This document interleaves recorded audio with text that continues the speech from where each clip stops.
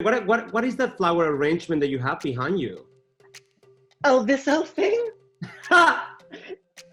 It just showed up. I don't know where it came from.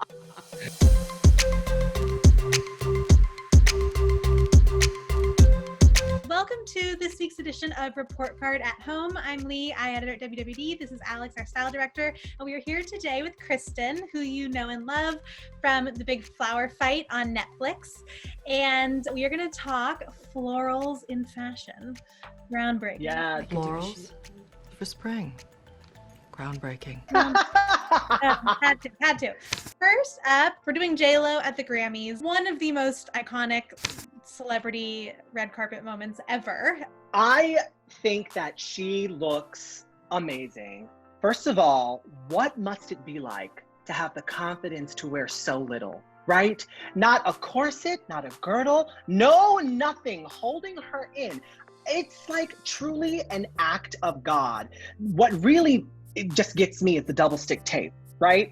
That double stick tape needs a humanitarian award in itself, because that's the kind of magic that makes this outfit work. And that's what's great about the Grammys too, is the Grammys is not as formal as some of the other award shows. You get to show more of your personality. I think she looks amazing. And I think P. Diddy was very lucky to even have her in the same car as him. I was at that show, the Versace show, when she walked on that runway, looking fierce, 20 years later, still looking every bit as good as she did that day. She never looked at palm trees the same way after this day. She was always like, I owe you guys. I owe you. I think she should get an A+ for this. Absolutely. Yes. Next one is Kim Kardashian West at the 2013 Met Gala, which this was quite the viral sensation when she wore this. Many a meme coined from this floral Givenchy high neck full gown moment. What do we think? You know, look, I love florals. I love a floral pattern. I'm a floral stan. I don't love this. It just feels like something that should be on a wingback chair and not on a person. I applaud her for those long gloves. I think those long gloves really extend the lines of the gown, which I find to be, really interesting. And also, it kind of camouflages the baby bump, which is sort of the beauty of being pregnant, right? I want to see all your curves. I want to celebrate your beautiful body in this moment that you're going through. And it just felt like she was shrinking into herself. And I think that the high neck and full length and full glove length, just the overall pattern, she's kind of lost in it. I will say that I do think that I love this, center part low ponytail. And I think that her makeup is really glowing. But, look, I think that when you are pregnant, you are already going through such a huge transition in your life. This was with her first baby, North. And she probably just wanted to feel comfortable and safe. Right. And that's what it is. And unfortunately, the Met Gala is not the place to go safe. And I have to say, she's done wonderful at times. She has looked great. Oh my gosh. This is not the best. Yeah.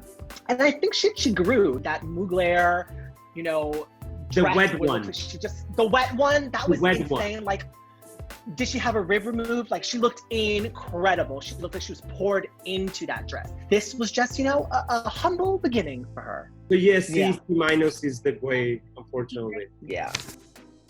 This is from the Moschino show in spring 2018, Ready to Wear. This look is Gigi Hadid walking down the runway. And this was when we were thinking of, florals and fashion. This fashion came to the forefront. I want you to tell us what you think of the arrangement itself.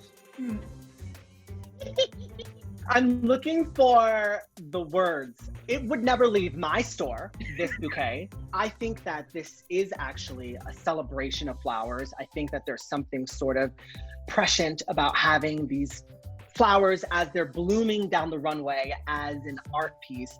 I think the practicality of this outfit is troubling. Especially, I think this is supposed to be a ready-to-wear show. Ready to wear, where? Where are you going? Where are you wearing this? Where are you wearing this? Yeah. I think that the arrangement on the inside is, it's there. I have notes with the colors. I would have preferred them do a monochromatic bouquet, actually, if they were going to do something. I think having all of those sort of mix of soft pastels with the hard fuchsia reminds me of a coffee table that you would see in a Hawaiian timeshare. But what I really can't get over, which I keep coming back to, is this Rosemary's Baby Mia Farrow wig that they have put her in. I thought it could be so much more playful if they just did like a high side pony. This is not my favorite moment. I don't think so either. Do you think she needs to change the water of those flowers, or how does this work?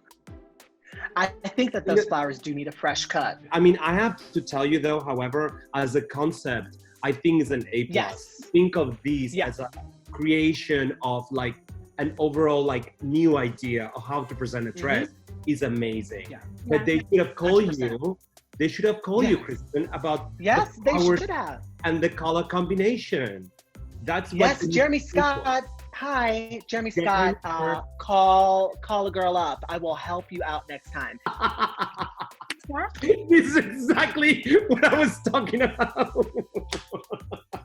What grade will you give them? Oh, honey, this is an E for effort. Yeah, this is a fail, unfortunately. This is an E for like, It's a fail for flowers. It's an F. Yeah. The next one, we're taking a slight liberal definition of florals, but just because we love this and wanted to talk about this. So this is from Marc Jacobs Spring 2020 Ready to Wear, which Alex and I have been calling the cabbage dress ever since this show.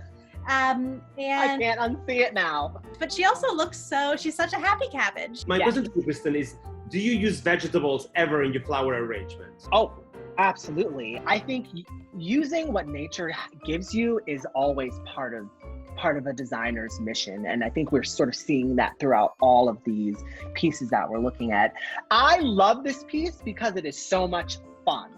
Before you said cabbage, I had two ideas in my head. I thought she looks like a lollipop, right? A lollipop that has been unwrapped. I think the silhouette is so fun and bouncy. I love that she's sort of buried into it as well with this exaggerated, ruffled and pleated hood with the detailing of all the like beautiful flowers, and the touch of teal flowers just on this back crown area helps to break up this sort of candy-coated green palette that they're working on. I love Marc Jacobs in general. He doesn't really care about reality, and I like that in a design.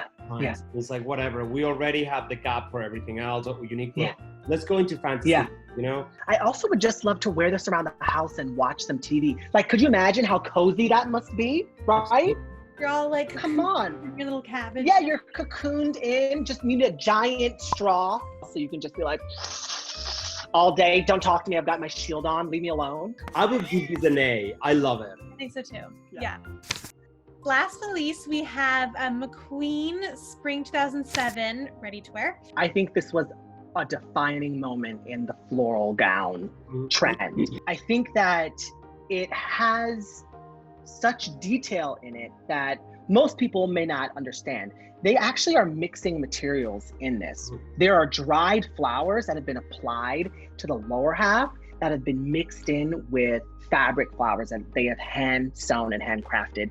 And then it blends up into the more silk and crafted flowers. But the ability to mix the two mediums alone, because dried flowers are so brittle, especially hydrangea, when they dry out, they become so brittle. So you know that those artisans were there with the tiniest, most delicate hands working on this gown for probably hundreds of hours probably went into this gown. And I think it's absolutely stunning. I think that the high-low nature of it really helps to balance the weight of the flowers. If you just had a giant hoop at the bottom of flowers, it would have looked way too heavy and you would not have been able to see sort of how the light played with that darker palette. I love the high collar. I love the flowers coming out of the collar and coming out of the sleeves, and you can see the boning through the fabric, which adds this architectural detail, which a gown that has so many flowers on it you have to have some structure to it. It reminds me of like, you know, if Lucy from Dracula and Titania from Midsummer Night Dream had a baby, that's what it would be. Like, it's giving me a total mood. I love it. I think one of the most interesting things about it is the tension. It's kind of haunted, spooky, kind of almost cobweb nature. Yeah. The Good idea. Yeah, good analogy. of the hair and the kind of spun quality of the hair and the high neck. Yeah. With these beautiful, beautiful, soft but dark, moody flowers. I mean, you can wear these on a first date.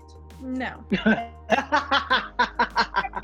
Maybe. It's terrible to make out in this dress. Let's be clear. We're obviously gonna give this an A+ because we're like huge fans. I mean, for me, this is the best dress of all the set by far. Correct. It's amazing. It's a piece of art. This has been so great. Thank you.